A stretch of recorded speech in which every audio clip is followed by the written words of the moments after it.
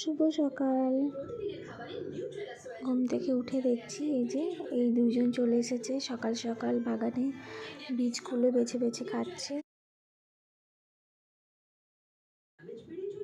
এরপর আমি সূর্যটাকে দেখছি একদম উপরে। তারপর আমি ফ্রেশ হতে গেলাম, চুলটাকে ভালো করে গুটিয়ে ব্রাশ করতে শুরু করলাম। ব্রাশে একটু জল নিয়ে নিলাম, ব্যাস। তারপরে চারিদিকে তাকিয়ে তাকিয়ে ব্রাশ করছিলাম।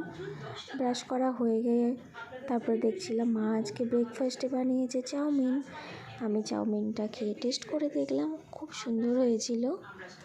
তারপরে ফোন ঘাঁটতে ঘাঁটতে খাওয়া। তারপরে আজকে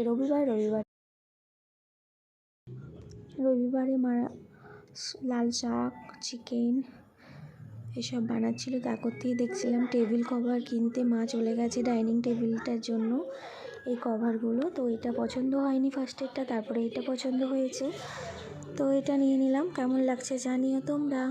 তারপরে আমরা টেবিলটা গুছিয়ে নিলাম। আর এদিকে মা রান্না করছিল, চিকেনের আলুগুলো ভাজা হয়ে গেছে, চিকেনের মশলাটা করছিল এদিকে। আর আজকে ছিল আমার জন্য হজমগড় মেটে, আর মাদের জন্য ছিল খাসির কাটা মোড়ো। তোমরা কে কে খাও খাসির কাটা মোড়ো জানিও। তো মা এদিকে রান্না করা শুরু করেছে, দেখতেই পাচ্ছ।